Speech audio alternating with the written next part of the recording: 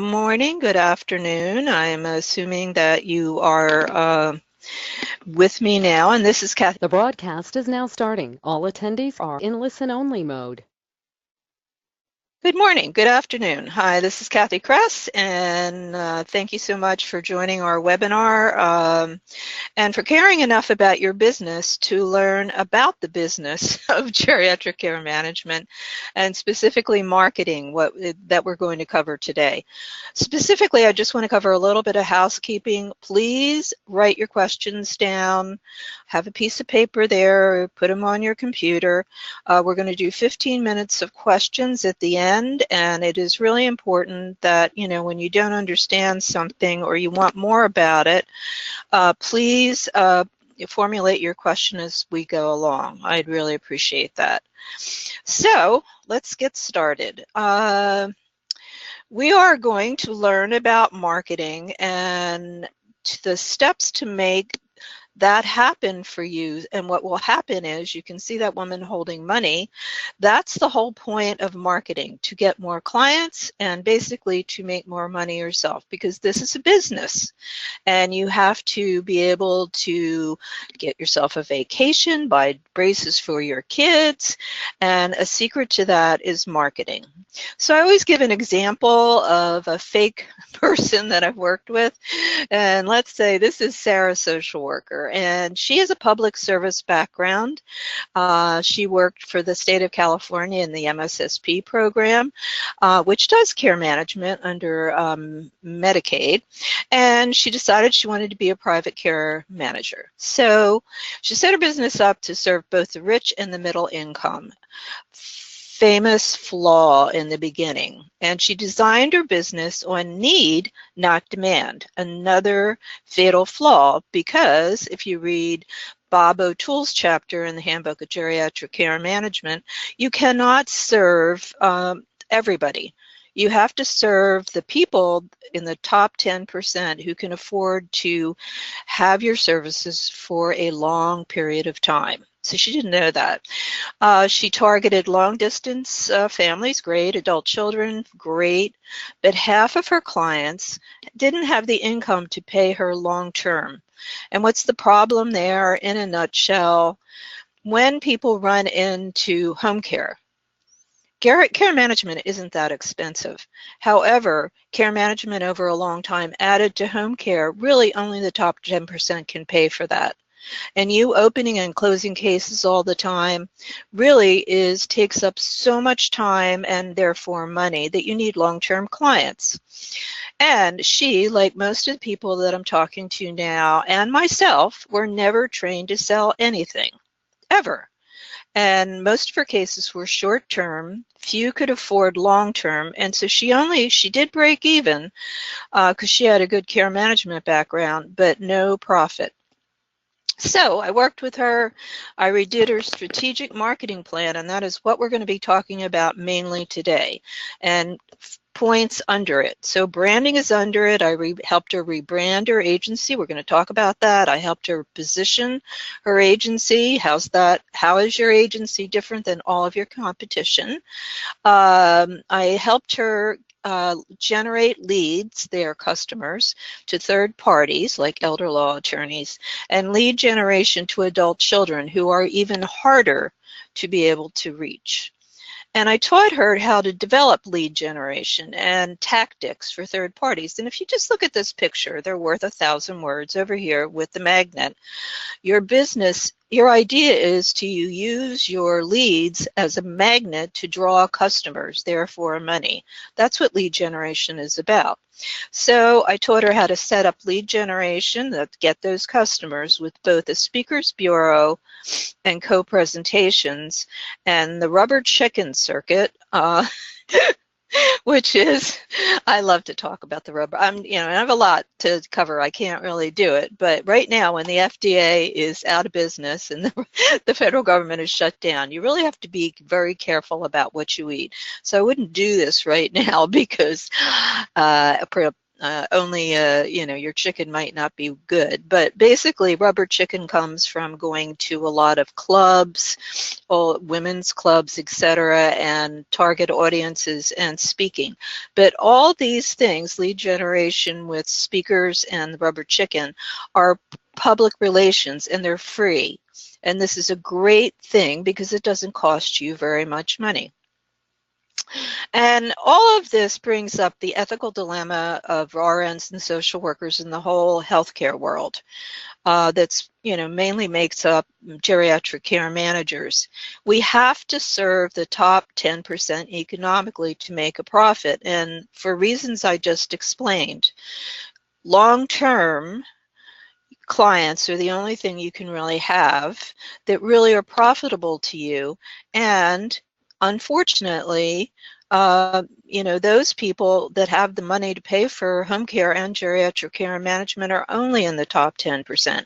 So this goes against the grain of all of us, because as social workers and nurses and people in the healthcare field, we were trained to give services away. We didn't get an MBA. We were trained to be a nurse and serve everyone, and a social worker and to serve everyone. And here we are. We decided to do a business, and lo and behold, we have a hard time billing. Only 3%, as you can see, of ALCA members even have a background in business. So this is an ethical dilemma for all of us. And what this ethical dilemma causes is, because we've been trained as social workers and nurses to do the greatest good for older people, we often do not bill for our services. And if I could get you to raise your hand, which I'm not, but maybe you can to yourself and nobody will see this. How many of you have not billed for services because you felt guilty? A lot. And the deal is that you need to bill 85% of your time to make your business financially successful. I've done webinars and workshops on this many times. I can't go through the whole thing because we have so much to cover, but really it has to do with cash flow. And just think of this simply. You bill on the first of the month, and then the money comes in usually towards the end of the month, and sometimes in the middle of the second month, and sometimes the third month. But you bill on the first. By the 15th, you have to make payroll, and that money hasn't come in. And that's the deal. In order to make enough cash to flow in to do your payroll, you have to bill 85%. And there's many ways to do this. I won't have time to go into it. I'll probably do another webinar. So today we're going to talk about how to create a marketing strategy or plan to succeed with marketing and make a profit. And I'm going to go through this really fast. So why can I say all this to you? Well, I'm one of the many authors, actually, of the Handbook of Geriatric Care Management that's been around, and it's a long time, 89, and in its 4th edition. I'm a teacher, a really good teacher, and I've taught at Berkeley, San Francisco State in their master's plus University of Florida, and I have a new online geriatric care management class. I'm an expert in the aging family, and I really mean this. I wrote this book, which I wish everybody would pay attention to, because aging is not about an older person. It is about the aging family. And you really have to understand that. That's called family dynamics or family systems. And I wrote the only operations manual in the field. It's been out since 2012. And my co-presenter, my great co-presenter is Keith Manensky, and he's going to be answering the questions as well, because Keith is the graduate level instructor at the GCM program at the University of Florida. Maybe you've taken classes with him. He's active in the Florida Aging Life Association. He's part of the National Council of Certified Dementia Practitioners and the National Academy of Certified Care Managers. So he knows a lot, and we used to teach together. So what are we going to cover today? We're going to go over how to develop or rewrite if you have one, a strategic marketing plan that brings more customers, therefore more money. We're going to go over how to brand and build positive gut feelings about your agency. And I have a positive gut feeling. Let's talk about this now. I have a positive gut feeling about Whole Foods. Why? Because they have natural food available that I feel it's safe, and nobody's inspecting the food supply right now. So I know that I can go to Whole Foods and I'm not going to die. And that's what a positive gut feeling, in a nutshell is. You're going to be able to position your agency so it stands out from your competitors. And what that's about is, what do you offer? What in your background is there that none of your competition has? And that's called positioning. And you have to really, understand that. To develop lead generations, that's tactics to reach third parties like elder law attorneys, wealth managers, etc. And then to set up lead generation with a speakers bureau and the rubber chicken circuit to reach the other target you have to reach, which is adult children. So developing this marketing plan, it's really important to do because it shapes your care management business and your ability to get customers, therefore make money, because it's a business. Remember, that's why you went into it. It forces you to define your values and what benefits you offer your clients. And benefits are really important, and we're going to talk a lot about that. And develop affordable ways to market to your defined targets, which are public relations. There's a lot of free things with a lot of sweat equity you can do. So, who's your target audience? That's just simply who you sell to. How will you reach, but you have to figure out how are you going to reach these leads. Their target audience is a lead, and in business parlance. So you have to understand how to reach them. You have to understand what a product's benefit overview is, which means what benefit do you bring to your target. And that's important because when you go in to sell to somebody, and you often do because you go to elder law attorneys, etc., it's not so much about talking about your agency, it's what you can do for that target. And I'm going to give you several examples of that. Positioning strategy we're going to go over, because what do you offer, like I said, that your competition doesn't? Lead sources, how do you, what are they to you and how do you get to them? And lead generations tactics, and just think of that magnet. How do you get your customers to you? So let's start. Let's start with brand. Branding is managing your image of your company and making sure it's in line with the benefits. So I just used Whole Foods. That's exactly what it is. I mean, even though Amazon owns it, it is, it's a company that really does have fresh food, and you can trust that you probably, when the FDA completely shuts down for a month and nobody's inspecting anything, that you're not going to die when you go in there by eating their food. Literally, I do not go anyplace else, not so much Whole Foods. I go to New Leaf in Santa Cruz, California, but I know that, they have great, great food. But how do you do this? I mean, how do you to develop this great gut feeling about your company? You show it through your name, and we'll talk about that. It can even be your own name, but it's, got to be something that talks about gold standard. Your logo, and, let's think of Whole Foods. Whole Foods has a great Whole Foods, the name says this is a great, safe, back to the natural way we used to, without additives place. Whole Foods, great name.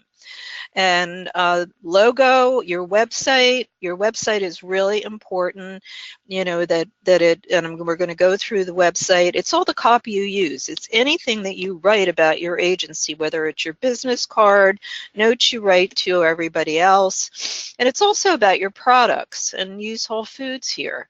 If you go into their store, they have, really, really great food in there.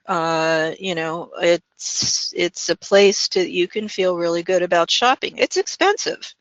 Whole Foods is expensive, I will say, but I'm willing to pay that to not have, not so good food. So I have a good gut feeling about it, and you want to develop that about your agency. So branding is really about how you manage everybody's expectations of your food, like Whole Foods has. It's gut feelings. I have the same thing about Starbucks because I feel like I can go anywhere and I get the same high quality coffee. So branding. And branding is how you manage these expectations, but what's that about? So for you, like, why am I talking about Whole Foods? Well, it's excellent, you have to have excellent care management skills to do this. I'm not disputing that at all, but it really isn't enough to get customers. What you have to do is, you can see over on this side, this Gucci purse, you have to display yourself as a high-end brand. And, Whole Foods certainly is. Take Viking Cruises, take Gucci, and you because why? I mean, I wish you were here and you could answer my question, because I believe in interaction. Because you're appealing to the top 10%, and they like branding. They like, Gucci on their purse, so everybody will know they're wealthy. And you also have to have, even more importantly, gold standard service. And you have to treat your customers with great care, like the concierge. And you can say to me, Kathy, excuse me, I am not a concierge in a hotel.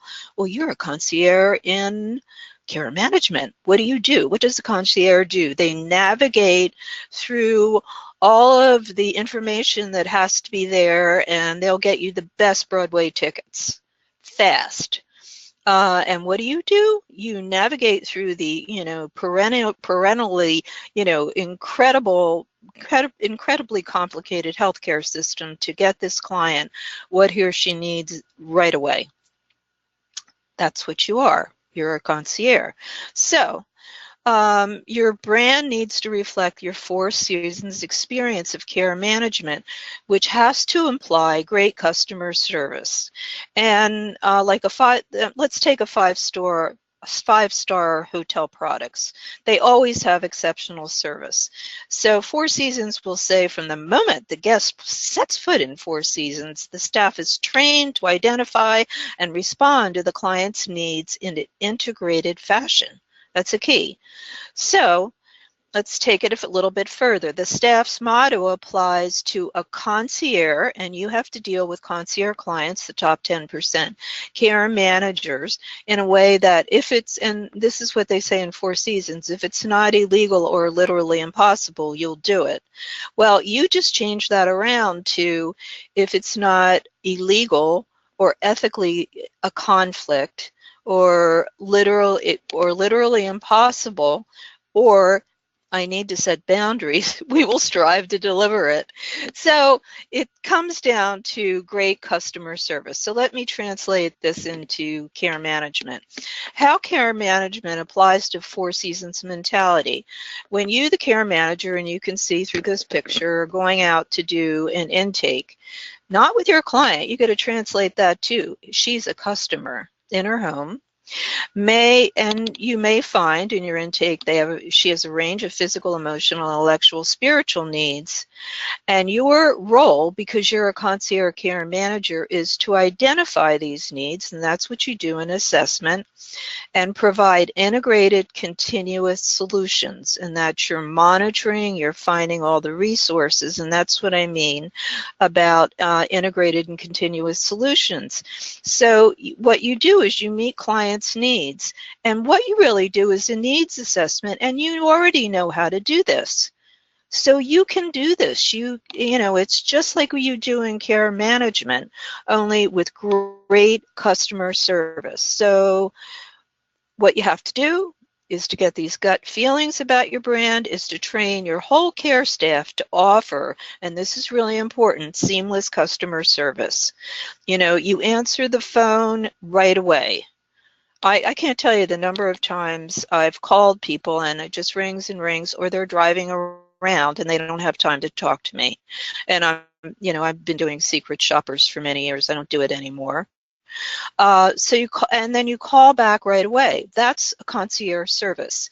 You know, if the family asks you to do a weekly email for the whole family, you just do it because that's what they need. You can bill for it. That's an incentive. And you do flawless customer service with boundaries. And what do I mean by that? I worked for 25 years, had an agency in Pebble Beach, California, a very, very rich place. And I had a lot of very wealthy, extraordinarily interesting, rich older people. And I'll just give you an example about what I mean with boundaries. So I had this client, I've used her many times. She is a true person in my background. She looked like a model, very tall, beautiful woman. And she needed non-medical care in the beginning. And she said, you know, what kind of care provider do you need? I need somebody who looks like a model. Well, we could get that model-like person for her to do non-medical care because she was just being driven to appointments, and that was fine. But 7 years later, when she needed a Hoyer lift, the client needed a Hoyer lift, we were not getting models. So there are the boundaries that you need to set with these clients. And you have to train your care staff to exceed concierge expectations, because in Pebble Beach, almost everybody wanted these care providers to wear whites because they saw them as servants, like Downton Abbey, even though they had black and white fluffy things. So while, you know, so what? You know, they wear whites. Most, you know, all the care providers didn't have a problem that, but they have to, you know, the most important thing, deliver appropriate care. The last thing is that you definitely do not want to have the VIP syndrome, and this is from doctors.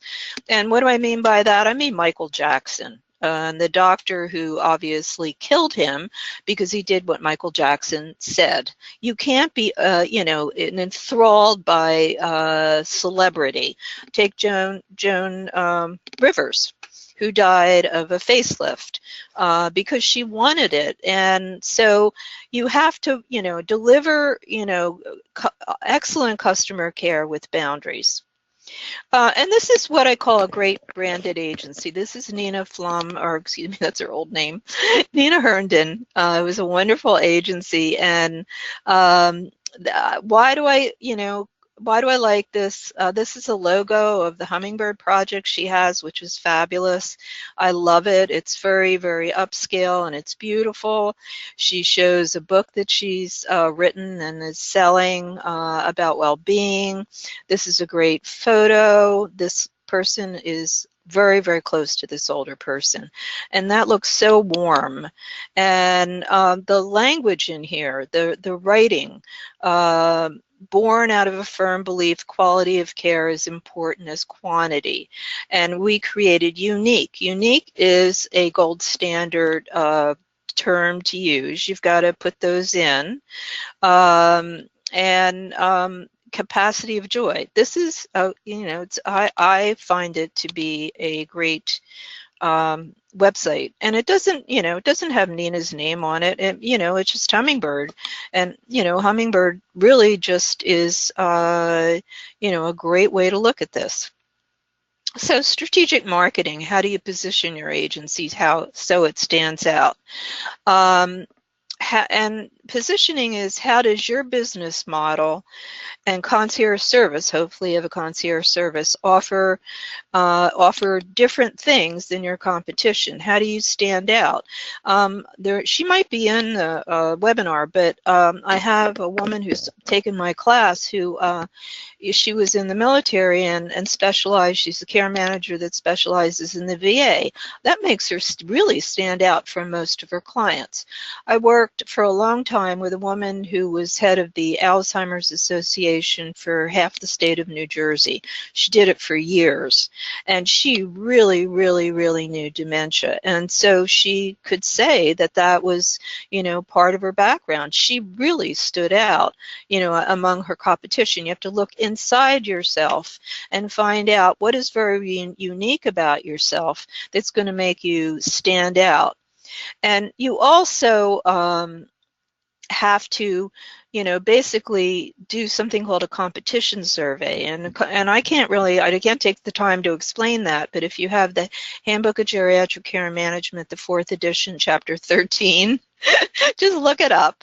And I would assume that you should do a competition survey, every year. And why? It has to do with positioning. You're going to find out the price they charge. Of course, all prices, they need to be around the same for every region. But you're going to find out, do they answer in 1 or 2 rings?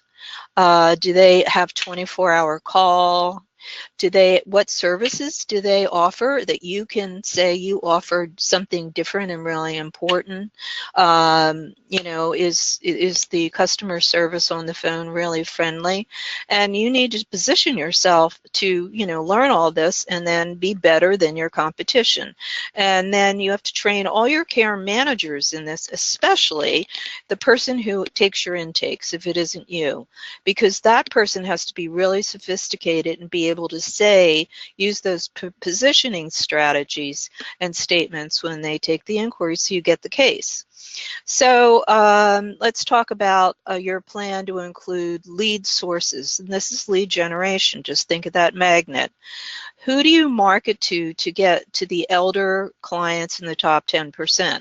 You should write that down. Who are you marketing to now? Who are your targets to get to the top 10%? Clue, elder law attorneys, wealth managers, and then lead generation. How do you reach these leads? How do you reach the elder law attorneys? Do you make phone calls to them? Do you write a letter to them, or do you make a phone call and then follow-up letter? Do you visit their offices? Or are you too scared to do that? A lot of people are, and I'm making fun of it. I used to do marketing calls, and when I got somebody on the phone, I hung up. That was how scared I was. Do you do seminars? Do you have a great website? Social media? Please be doing social media. But how do you generate leads? And how can you improve that? And then lead sources. How do you know now that you're serving concierge clients in the top 10% where you make money? How are you going to figure that out? Where can you meet others, like concierge physicians? You say you both sell to and serve the same top 10%, because concierge physicians are paid privately and so are you. And, so you have a similarity there. Really, basically, where can you meet others? And there's lots of opportunities. There's so many meetups that go on in the senior community in any town.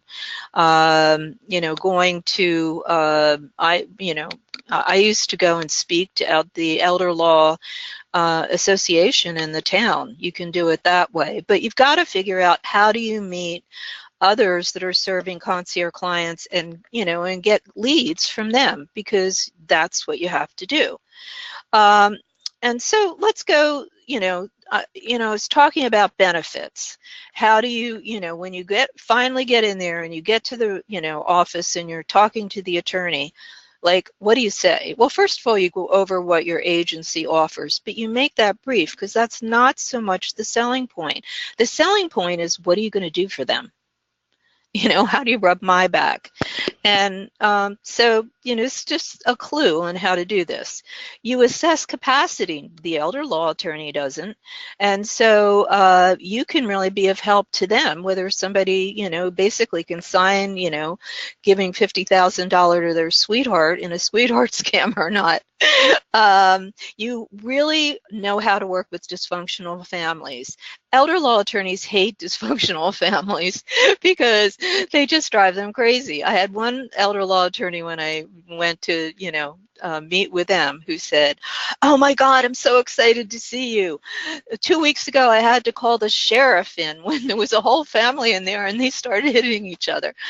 That's an extreme, but they don't, they're not mediators, they're not social workers. That makes you stand out, and you can do that for them. You can facilitate with dysfunctional families, and then certainly pass them on to mediators, because you know how to do that. You can facilitate family meetings. siblings. Elder law attorneys don't do that.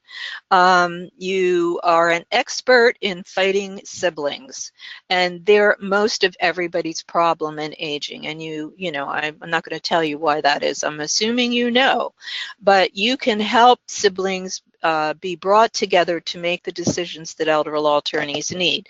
You can advise on current and future costs of care, and you're an extra set of eyes for the attorney because you're going to monitor the medical status, the safety status, and please be sending a monthly report to the attorney every month because you're going to be able to keep them up on everything, and that's a legal document.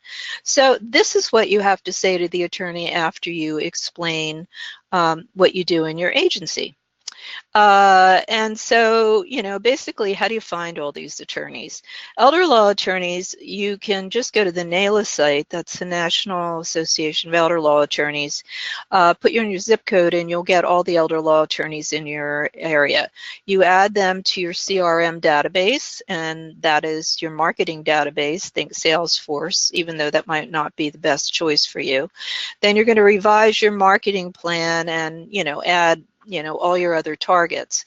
But as far as the attorney goes, you're going to send a form letter to them from your CRM database, and you're going to ask if you can meet with them, and you're going to follow that up with a call and discuss, just what I told you in the last slide, the benefits that you can bring to them.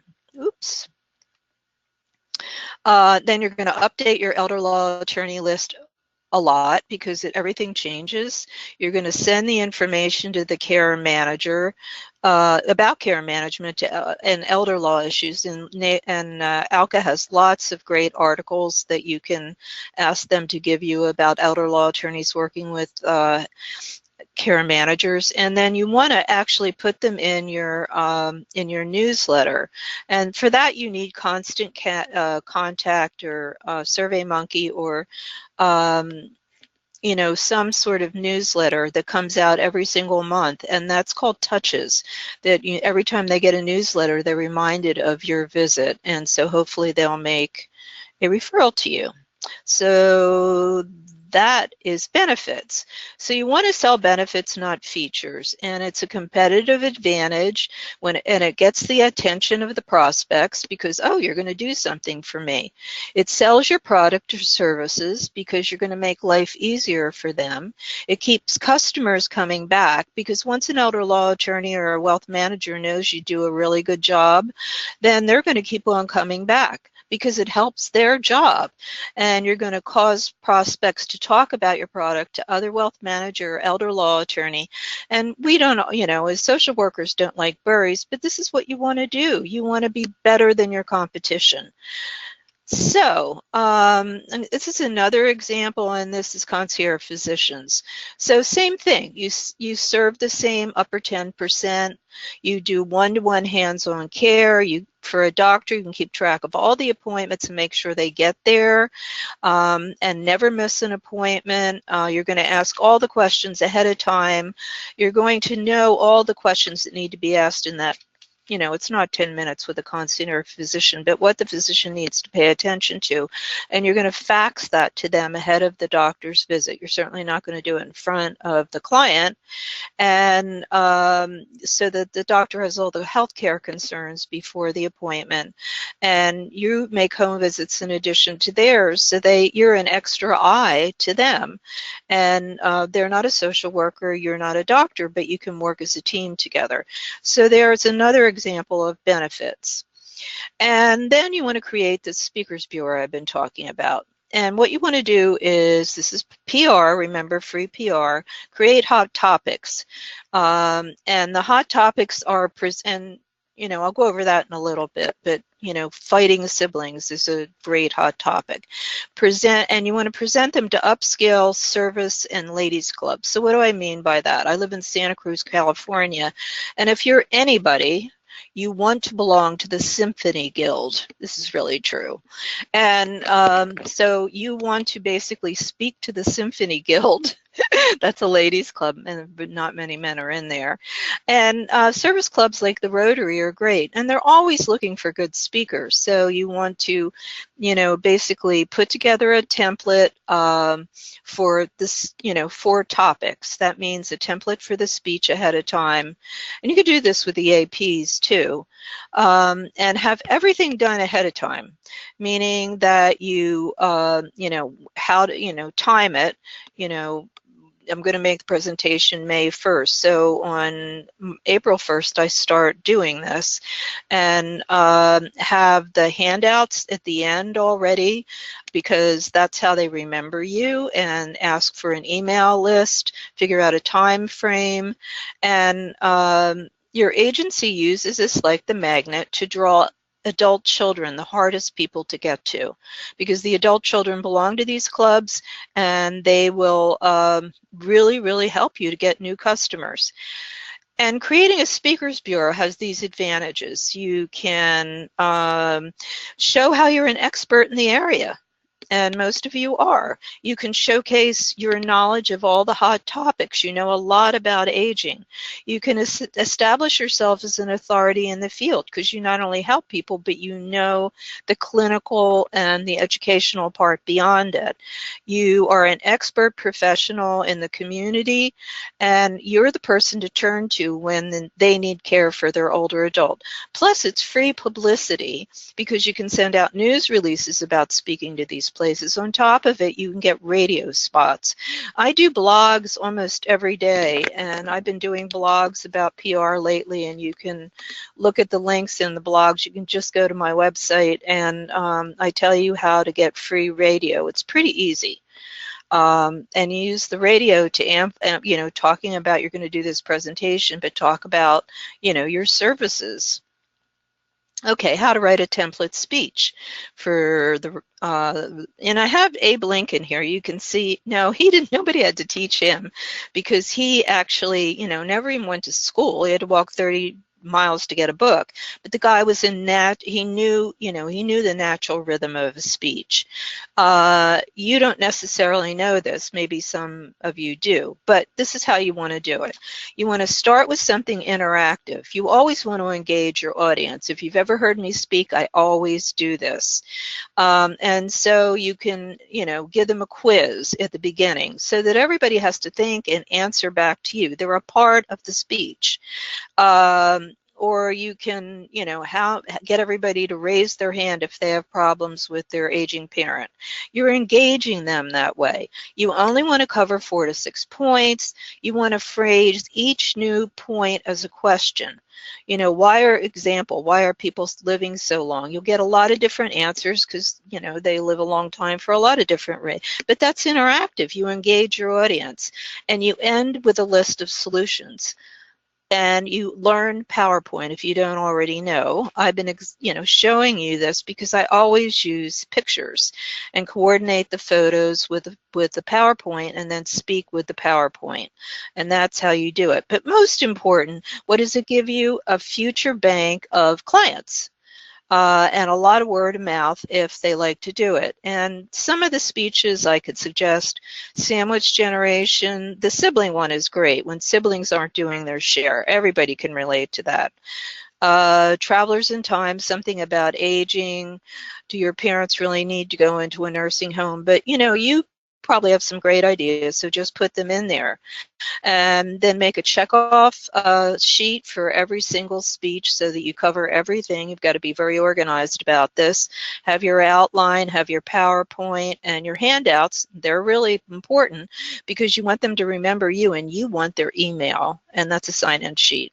So at the end of every webinar, I do offers, and I'm going to do those now. The first offer is my Geriatric Care Management Operations Manual. I've talked about that. I don't believe that you on your website should be saying we do assessment, because the clients have no idea what that is. What they want you to do is solve their problem with a product. And so these are all products. VIP care management, somebody who wants basically, the most exclusive care for their mother, because that's the way she is. VIP care management is the perfect, product. And you think, oh my God, that's terrible, Kathy. Well, excuse me. Hospitals all over the country are doing this. They have VIP, programs. Stanford started it, and Stanford, somebody comes down, a care manager, and greets the person at the door, as then takes them up to the well-appointed room where they have gourmet meals. Now, the medical care is the same, but they are an exclusive area, and so you should have a VIP service. A lot of clients are, adult children are really worried when their parents go in the hospital. So Home from the Hospital is a perfect product. And medication management, a lot of you do. Death and dying, not a lot of people do, but it's silly because you as a care manager can get people to hospice much earlier than they usually go, which is in the last month when they shouldn't be going. They should have it the whole time because they can go in and out. The manual has a second manual with integrated forms. It's electronic, and it's usually $8.99, and you can get it for $7.99 through the webinar till February 1st. The second is my new class, my online class, and I did it through Blackboard. I worked on it for about a year. It's taught by me, but it's taught online, and the class includes a self-paced schedule, which means that you can take it, at any time you want. And this is really important because I've been teaching this forever. At University of Florida, when I taught online, people came in at 1 o'clock in the morning, their time, because they had a second job. And this happens a lot to care managers. They have a second job at the beginning, or people would get too busy to be able to finish the training that I was offering them. So it's self-paced. There are 20 PowerPoints, 14 products, but some of the products like Death and Dying and Home from the Hospital have 3 PowerPoints. There's a marketing PowerPoint attached to everything, because what I'm teaching you, you also need to know how to deliver the best services. And so it's step by step, and then there's 10, 20 lecture videos with each module. Plus, it comes with the geriatric care management manual, the forms manual. I have a technical support expert that works with me. Any problems with the Blackboard will solve for you. You always do assignments, because that's, how you can really interact with me. Plus, there's a closed Facebook group with everybody in it, and a bibliography, and CUs through the Association of Social Welfare Boards. So you can purchase that through PayPal as well. It's usually $9.95, but you can have it for $8.95 till February 1st. And if you need a payment plan, which a lot of care managers do, you can do it in 3 months, 2 months, and after the CUs are already there, but I'm still offering it for a lower price, but it will be more expensive. And you have to get a contract from me first, because it's intellectual property. So that's about it. We're going to do questions, but I wanted to tell you I'm going to do a new webinar on March 6th, and I'm going to do it on these benefits that I've been teaching you now, only I'm going to do 15 of them, and I'm going to show you not only what benefits you should use for each target, but step by step how you get the appointment, and we're going to talk about that in that webinar because I couldn't fit it in here. So we're going to move on and do questions now, and Keith will be helping me. I guess yes, I'll go back to you. I will do my best. Thank you, everybody. Thank you, Kathy, for speaking of pacing, a rather fast-paced webinar coverage of many areas, many different topics. Oh, Keith, we should add that I know that, I'm a speed demon in getting through here, but I have to do it. You will be able to get a recording that Keith's going to send you by tomorrow of this. There you go. So you can slow me down. Yes, we can stop you completely, actually, on with the recording. Right. But let me. Yeah, let me it'll be a recording in the PowerPoint, so you can see and hear it again. There you go. There you go. Yes, that was one of the questions. But I wanted to address. Barbie has been asking whether or not, and I don't know if other people have been experiencing audio problems tonight. I have not been. So I don't know what to fix, because there's nothing going on with me. But to that point, as you said, you're going to get a copy of this presentation recorded with you speaking and going over the slides, and then I believe another document just with the slides. Is that correct as well? Or something with just the slides? No, I don't think so. Not this time. I don't think Okay, we're going to all right. have any other documents. Okay. So then let me go ahead, and there's a few, 1, 2, 3, 4, couple of questions. Okay, so people are saying audio is okay. Okay, good. I hope that everybody had no problems with. Keith and I had some problems at the very beginning before you were on. There's some bizarre message came on, like a Yeah, I don't know what it was. some alert. I have no idea what it was, but it was I don't know. I won't say what I think it is. Go ahead. Okay. Here's the first question: is can you speak to whether this class is aligned with the material to become, I guess, napkin certification? I believe if I'm adding to Stephanie. Stephanie's asking, I imagine whether or not that this would apply towards or have something to do with the NACCM. They're a business agency, but I believe I know they're a certification body, and I believe that's probably what she's concerned about or asking about. Yeah. Most GCM accepts a lot of different. The certification doesn't just have to be through them. The ANA and there's a number of other sources. Yes. So we will get this included in the certification, in the acceptance for certification. Through NAPCM, and there's social workers associations, there's case management associations. Yeah, correct. There's a ton, and then if you're in the case management CMSA, which is a much larger group, we'll work to get it in there too, because the book that I wrote with other people is actually from Jones and Bartlett, and the CMSA book is I'm really friendly with Kathy, who wrote the other book. So yeah, we'll work on that. Okay. But specifically with NACCM, definitely this is aligned with them in some way, or does it? Well, most people. Okay. I don't know whether anybody here did, but most people use the book to study for the exam. Yeah. And I wrote the book. So, basically I'm teaching you through products, geriatric care management. And the book is really clinically inclined. And this is really, how to deliver the care, who does what products to use. But I'm teaching the same clinical skills. So I think it'll be fine. There you go. Okay, another question from Kelly asks, do we create our own CRM database or purchase one? Oh, no, you don't want to create it. No. Okay. You can start out with Excel spreadsheets, just in the very beginning. If it's really important because you can merge them into a CRM database. I just did a whole blog about it if you want to check it out and go to my website. But there's a whole panoply of choices you can have. Salesforce I used because usually everybody knows what that is.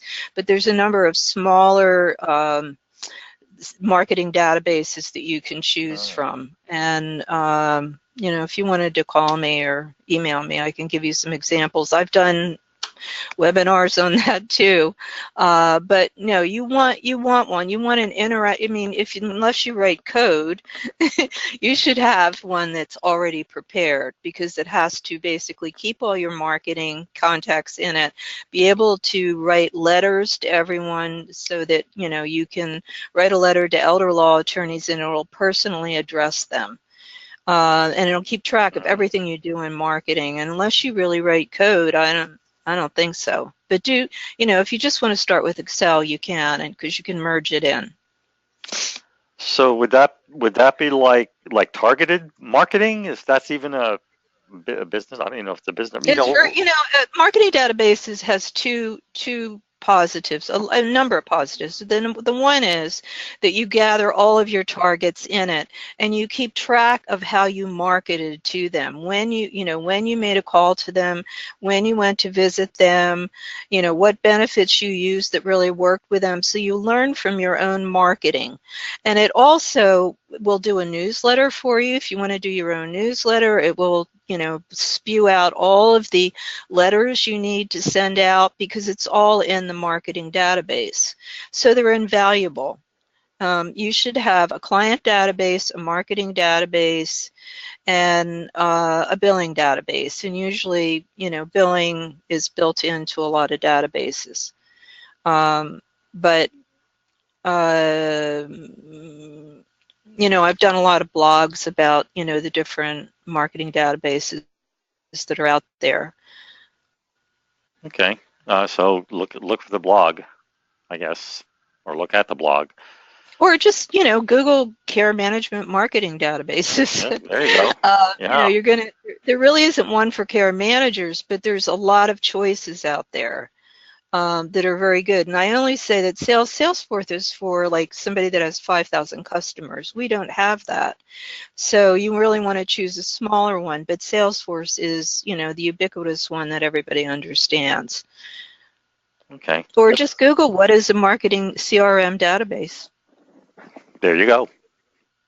Okay, Kelly has another question here. How many hours can your students, let me see here, how many hours can your student, you as one, maybe I should come back to that question again.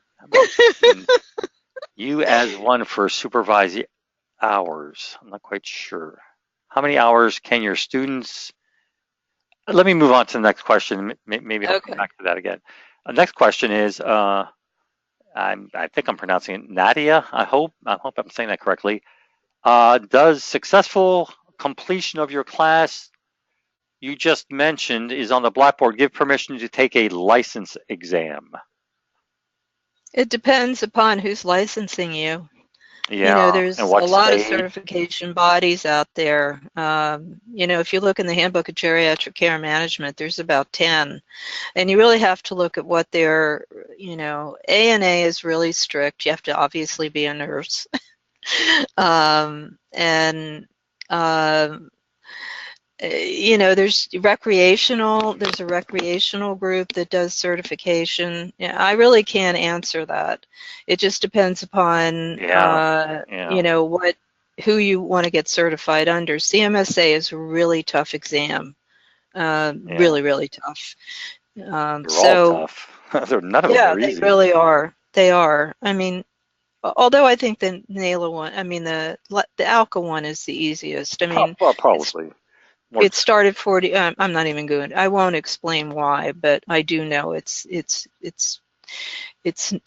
compared to the others, like the nursing one, it's easier. And there's the ICCHC up in Canada, the international. What is that? The Commission on CHC something healthcare, something ICCHC healthcare, something international Canadian or certification on something healthcare, and they do certifications, I think, for geriatric care managers as well. But again, Google will show you all these places that for and what's really important. And I'm jumping in on your talk here. No, I already told them you're half the sky here. You're holding up half the sky. What's really important is to look at. You need to be specific on what you're looking at, what you're interested in finding, because every license, every certification is going to have different requirements, different supervisions.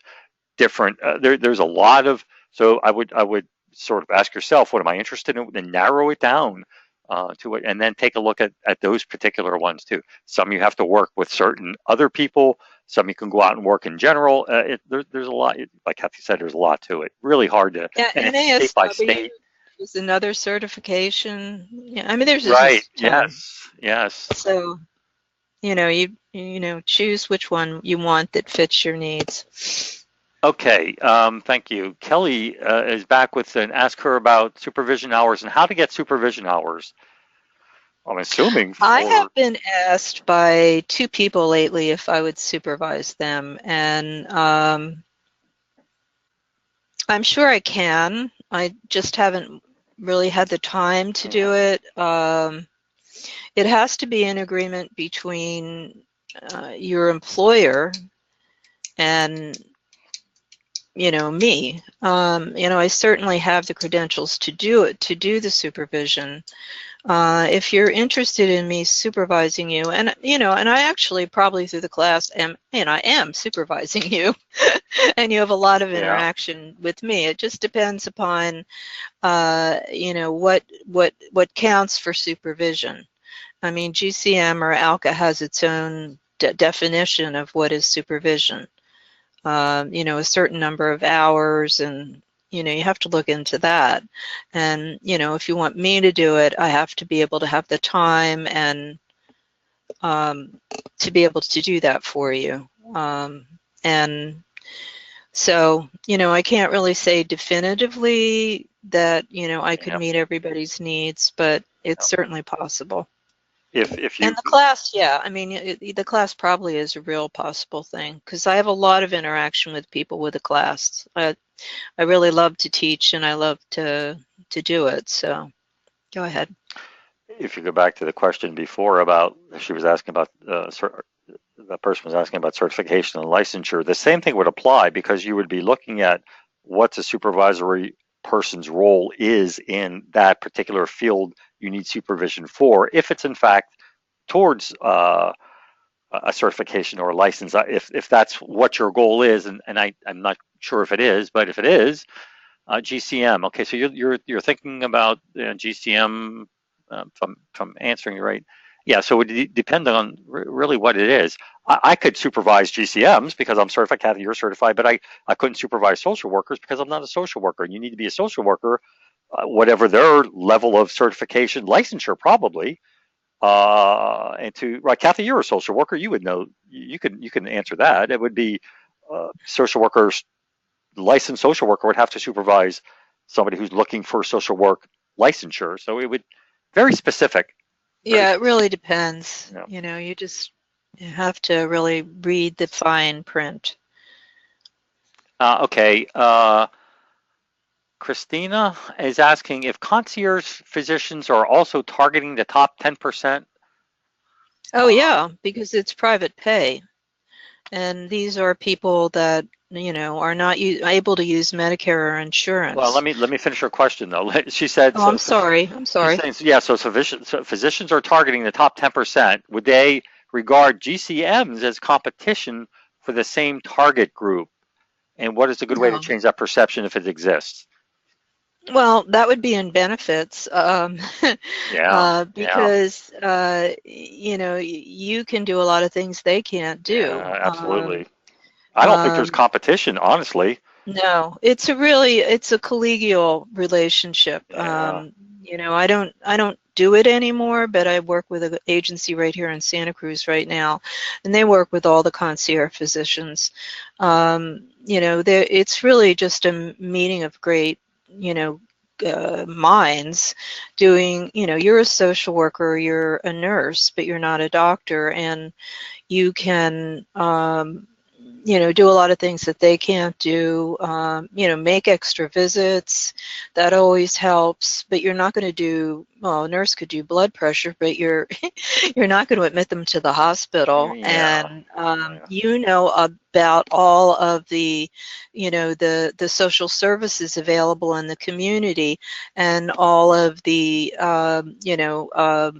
resources through, and doctors don't deal with that. They're not social workers. So if you need to get hooked up with the Heart Association, or you need to get hooked up, with, transportation, you're the perfect person to do that, because the doctor does other things. So you're really a partner, and then you're, making the benefit statement to the concierge physician, you would state that. All the things Yeah. they don't do. But I've never had any pushback from concierge physicians out here in the Bay Area. I think, in fact, to be honest with you, I think that they would embrace you for the fact that you would just enhance their concierge position as a concierge physician. Having you on board would just enhance their services even more. They would have their private GCM if the doctor referred, right. Maybe not, but you know what I mean. You would be their concierge. So I think from a physician standpoint, and I'm not a doctor, but I would embrace a GCM because I could include them on my team as a concierge physician. Absolutely. Well, Rita Gottak, who is, a long time and really well-known geriatric care management manager, she started the VIP program at Stanford, and she left. And what she's doing now is she teamed with two concierge physicians into an all-purpose program, that I've been describing. And it's really powerful out here in Palo Alto, the heart of, Silicon Valley. Because, and when I teach, I always say, if you cover your one eye and you see what a nurse sees, and you cover the other eye and you see what a social worker sees, but you take your hands off, you see the whole person. And, it's a meeting made in heaven, really, between a social worker and a doctor. So let's, Kathy, let's get to this last few here before we run out of time. I just want to, Amy made a note here. She wants, and I don't know if everybody can see her question, but I'll read it. It says, I love the app, Simple Prospect Manager MLM. Okay, it's called Simple Prospect Manager MLM. She says it's free and syncs new contacts with iPhones and Apple devices. So I just want to get that out there for anybody that would be interested or is listening still or would hear it on the recording. And then finally, we're gonna. Amy has I believe a question or a comment here. It looks like a question. I have a question regarding the forms in the Care Management Handbook purchased on Kindle, but I can email it or wait until others are off since it's not specific to this webinar or whatever's best. Yeah, probably email. I would say email Kathy with that question or for the forms you're talking about. Well, just let me say about the forms in general. The forms that are in the manual, it's a separate manual, are specific to the manual. They have all the, ubiquitous forms that we all use, geriatric assessment forms, etc. But because they're products that nobody's ever done forms for, there are, for instance, moving. There's 4 separate forms that go with moving. And, nobody's ever really created a service in moving like that. So I had to develop extra forms. Death and dying, even hospice didn't have a form that, you fill out with the older person. What's a good death? What kind of good death do you want? And so I designed that form, which is a wonderful form because you can say, this is the person I want there, this is the music I want there, and there's no such form. I mean, I'm not saying I'm the end-all be-all, but I had to do a lot of research to do this. So there's a lot of forms that you wouldn't normally find, and all the standard forms like the GDS and et cetera, are in there that you would expect to have.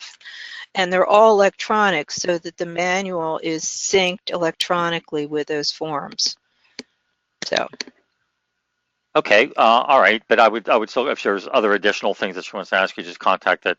What is that? ccress@got.net or something like that. You can go on the website Kathy Kress and just go under contact, or you can. It's Kress, my last name, GCM, you know what that is, at got.net, and that's an ISP in Santa Cruz, got.net, GOT.net, and that's my email, and you can find it on the website too. So, feel free to email me. I always do really get back to people. So. Thank you so much, Keith. Kathy, let's wrap up. We have one more. Somebody jumped in here at the end. Christina jumped in. She says, what do you think about referral fees? Referral fees for incentivizing referrals. Referral fees for incentivizing referrals. Is this taboo?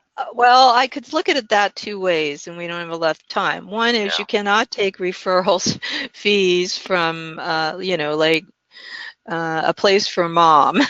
That's illegal. It's an ethical, it's a no-no in ALCA. But if you structure it, like for instance, Live Home in Los Angeles, they don't call it a referral fee, but they pay essentially their salespeople, an incentive bonus for getting cases. But that's just within the agency. So, you know, ethically, you can't take a referral fee if you don't want to get kicked out of ALCA. Yeah. But if you want to structure an agency so that you give salespeople the incentive to sell your products, that's, you know, one way to do it. And, you know, Live Home has, you know, a model for that. Okay. Thank you. Sorry to interrupt you there. I just wanted to make sure Oh, no, that's okay. I just don't want to run out of people's time. make sure everybody's happy when they leave. So they'll get a copy of this webinar then for their. You'll get a copy of the webinar, and if you want to set up, sign up for the next one. There's like 97 people in this one. So, you know, and the most I can take is 100, according to GoToWebinar. So, you know, it's free. You know, Keith and I will still be here, and you will get the skinny on every single prospect on, you know, basically how to show them incentives to use you. And thank you, Keith. Thank you all for doing this. And I will hopefully see you the next time I do a webinar.